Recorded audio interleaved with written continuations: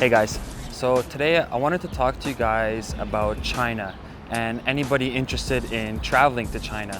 So first things first, are you ready for China? And there's a lot of things that you have to get ready for and prepare before even going to China, okay? So let's start with the basics. Number one, I think first thing you need to do is figure out how long you're going to stay, okay? This being because you have to get a visa to actually go into mainland China. So depending on your stay, you're gonna need a visa to match that, right? So last time I checked, they have a 30-day visa, a 60-day visa, a 6-month visa, and a 1-year visa. Now all the visas have different amount of entries you're allowed actually into China. So you have single entry, you have double entry, and then you have unlimited. So single entry means you can go into China once, and then that's it. Once you go out, your visa is expired. Double entry, I guess you guys get it. You can go in, leave, come back again. Unlimited, you can go back and forth. Now the reason for this is because a lot of people, they travel from Hong Kong to mainland China.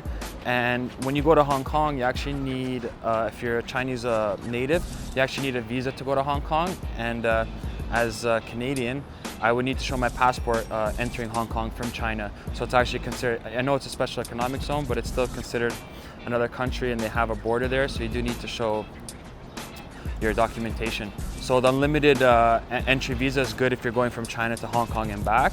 You don't have to worry about your visa expiring, okay? So that's first things first, is figure out how long you're staying and get a visa to match. Now you can either get your visa in your native country, just go to the Chinese embassy, or you can go directly, just fly into Hong Kong, because Hong Kong you don't need a visa to go. And then in Hong Kong, they have a lot of visa agencies that will actually get your visa in 2 or 3 days, and the price is not bad at all actually, okay? Now, I think the second thing that you want to prepare is money, how much you're gonna need, right? So honestly, this all depends where you're gonna stay and what type of traveling you plan on doing in China. If you're gonna be in the major cities like Beijing, Shanghai, Shenzhen, and Guangzhou, then it's gonna be a little bit more expensive than some of the smaller, tier 3 or the smaller cities, right? The more popular cities, obviously it's gonna be a little bit more expensive, okay? So depending on how long you want to stay, the 4 big cities, it's pretty similar to like if you live in like a western city like New York, or you live in Europe or Canada or something, the prices are almost the same in those 4 cities, but anywhere else, like in the smaller cities, it's pretty cheap actually. So just think that over. Okay, another thing you want to take into consideration is where are you going to stay, right? So there's a lot of hotels, hostels, it's very overwhelming, right? What I suggest personally is actually Airbnb. And when I was in China, I used Airbnb. I had my own apartment. I stayed in many different places. So Airbnb is pretty cool for beginners, because what I suggest is you guys go on Airbnb, and normally in China, there'll be one guy in the area who handles all the Airbnbs for that local area. So if you actually just find him on Airbnb, get his address, actually meet up with him, he'll then give you a list of all the Airbnbs available, because as you know, in China, what you see might not be what you get. So it's always better to meet up with the guy who's hosting, and that guy who's hosting usually has like 10 other apartments that you can stay in. So that's always best to see the apartment first before you book it online in China, because you just never know. But Airbnb is always a good bet, and they're very popular in China. Now, getting around, you might not speak Mandarin, or there's actually 56 different ethnic groups in China, and so there's so many different languages. Even Mandarin from Beijing and Mandarin from Guangzhou or Shenzhen in the south is just, it's very different, right? So you have the South Chinese and North Chinese, even the Mandarin, same language, is still very different, right? So how are you gonna get around? How are you gonna communicate, right? Get a smartphone, get some internet, and you gotta get a translator, okay?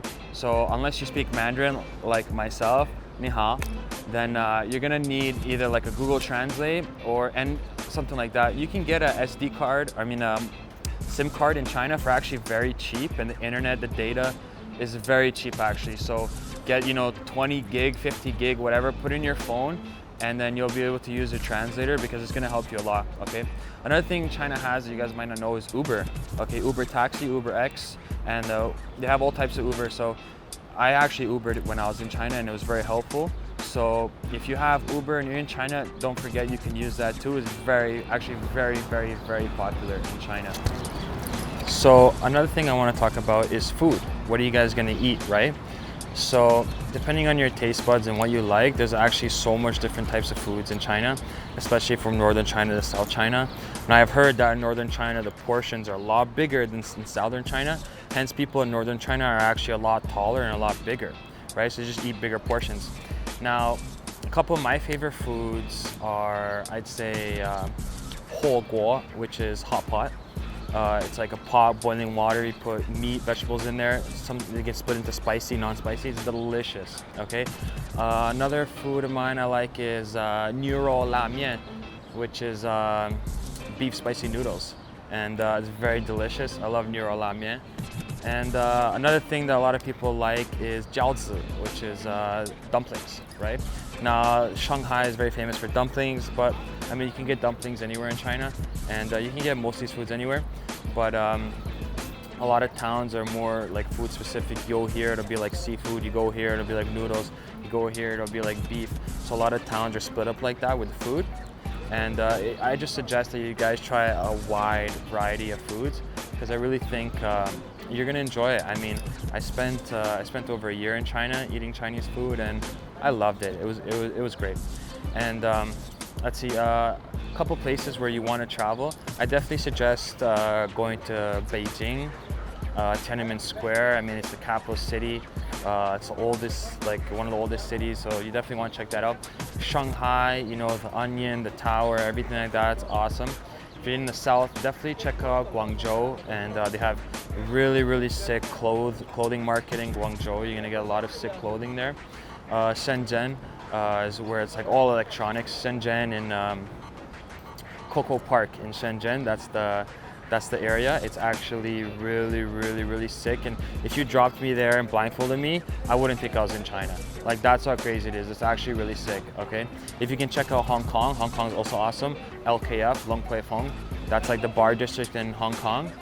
Sick, a lot of fun. You're gonna party. It's really sick.